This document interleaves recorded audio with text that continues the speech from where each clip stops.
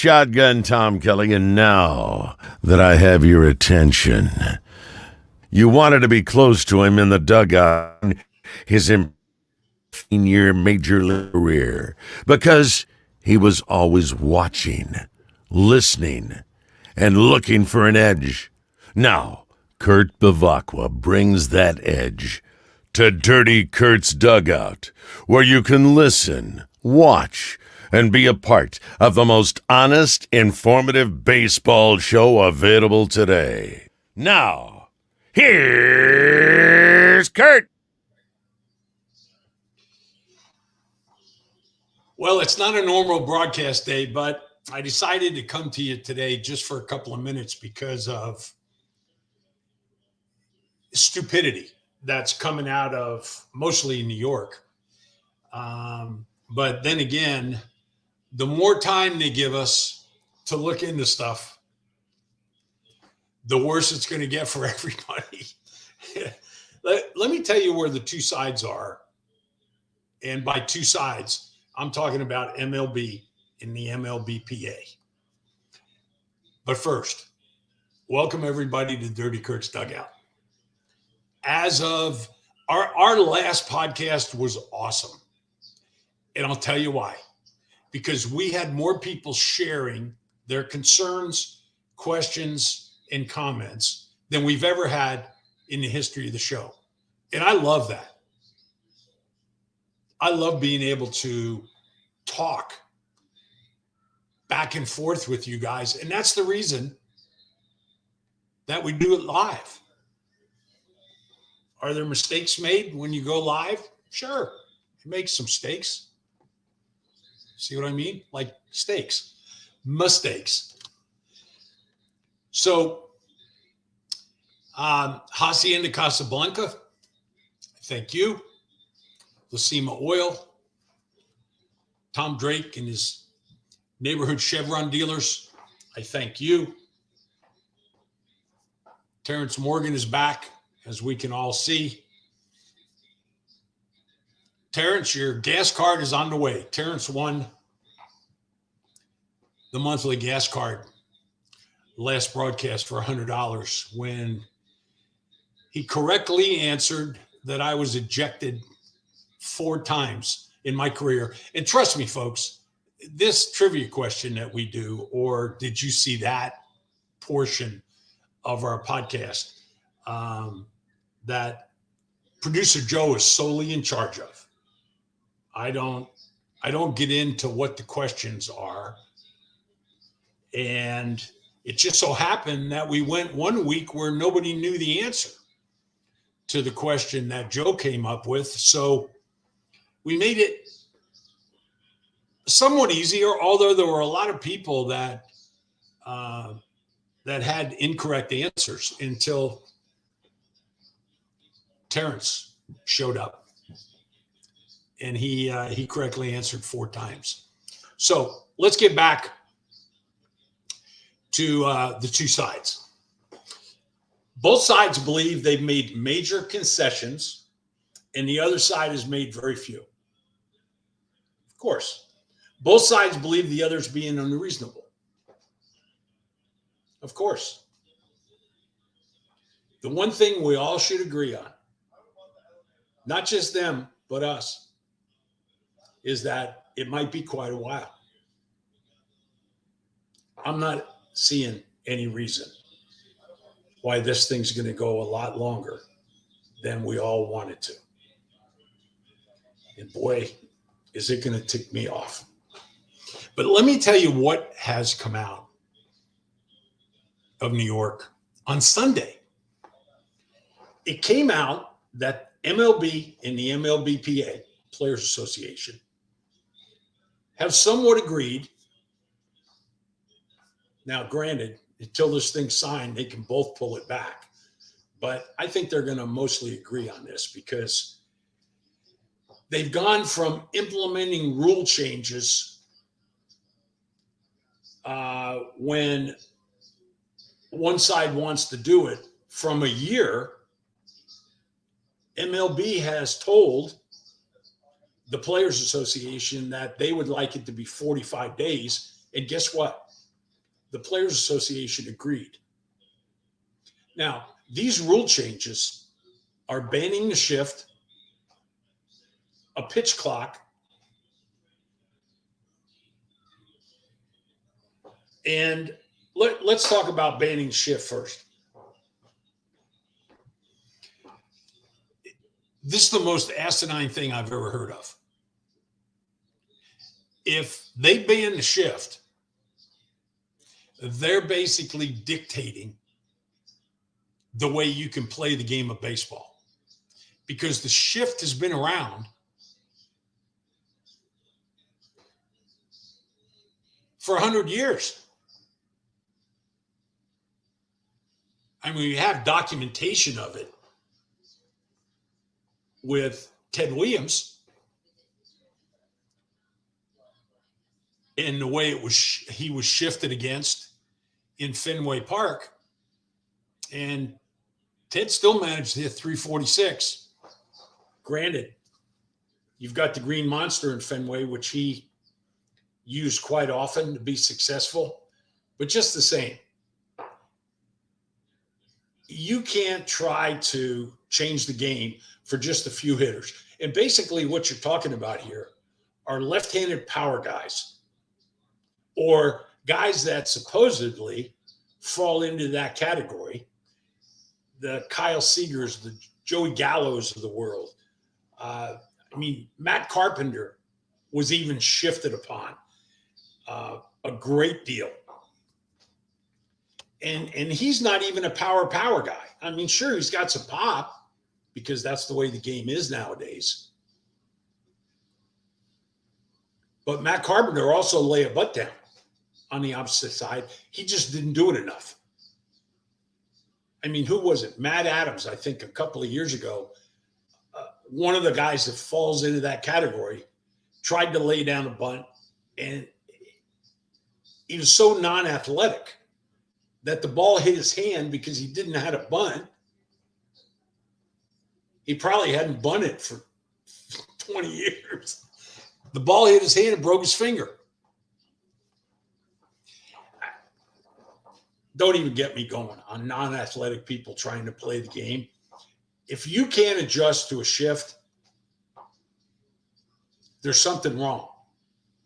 You need to be able to adjust to it. And you would basically ban it because they would move back. But this shift thing,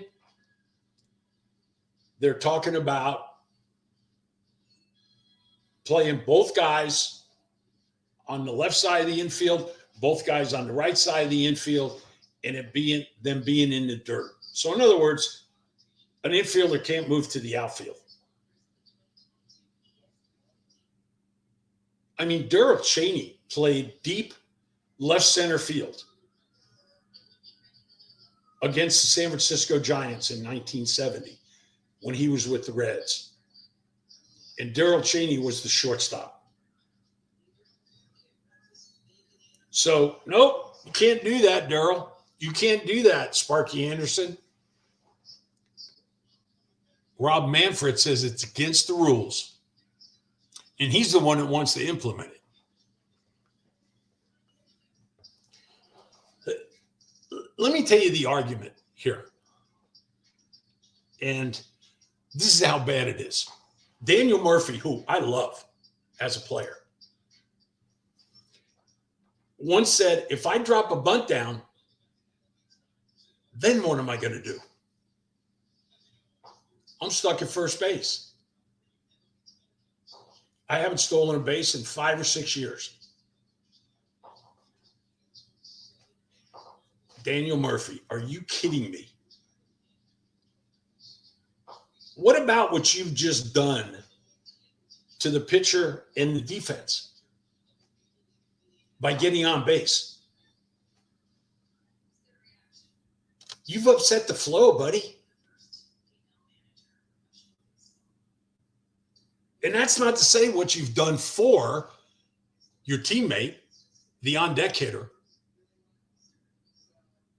who just because you're a threat to possibly steal a base or advance for that matter,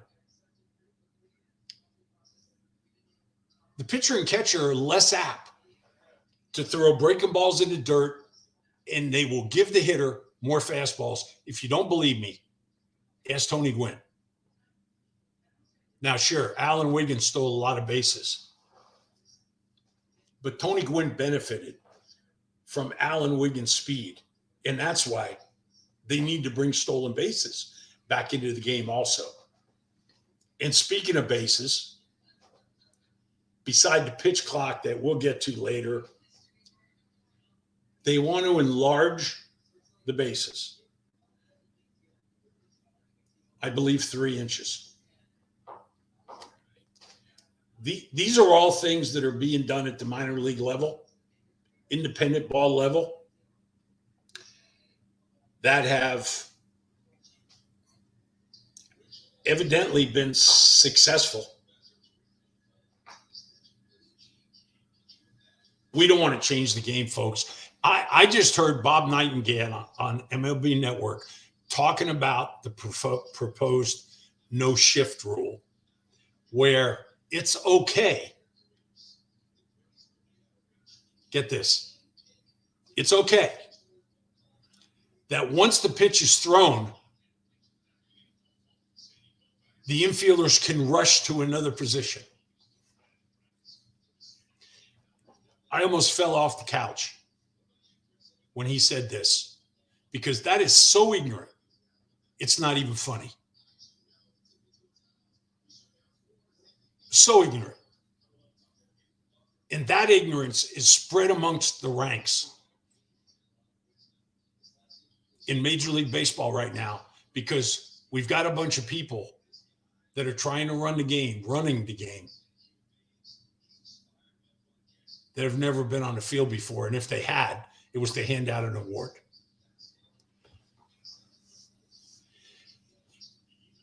Let's look. Commissioners ruin a game I've loved for over 65 years, says John. Why even have a manager when you're handcuffing him with what he can and can't do?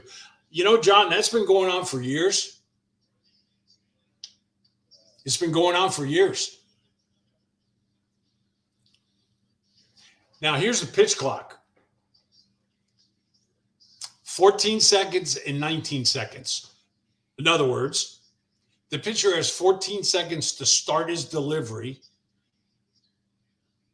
from the time he threw his last pitch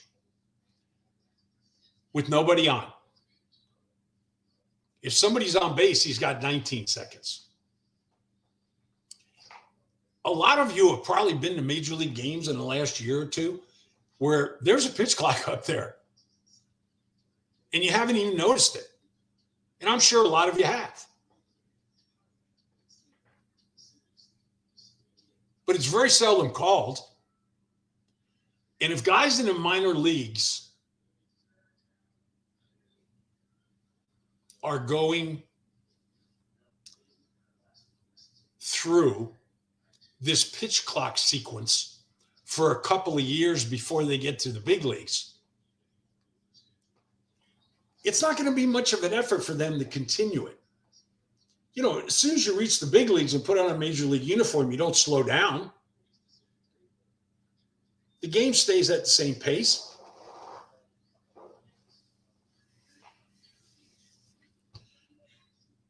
So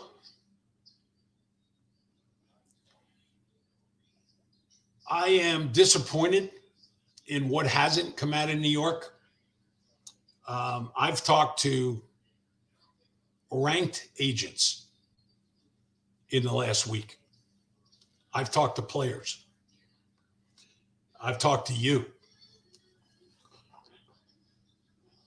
People from here to there. And they're all shaking their head. They're all shaking their head. And keep track of social media. I mean, some of the stuff that I'm reading now, it's crazy. When they start getting comments from some of the management with major league teams, you're going to see some stupid stuff being said. Trust me. John also asked, does that mean the batter has to be in the box within 15 seconds? Of course. This is not aimed towards batters, John. It's aimed towards getting the pitchers to get the ball and throw the ball. I mean, I watched college baseball over the weekend. The more successful pitchers in this college tournament that was going on, the Shriners tournament that they have every year for Shriners Children's Hospital in Houston in the Astrodome, not Astrodome, but the ballpark where they play the Astro games, whatever it's called,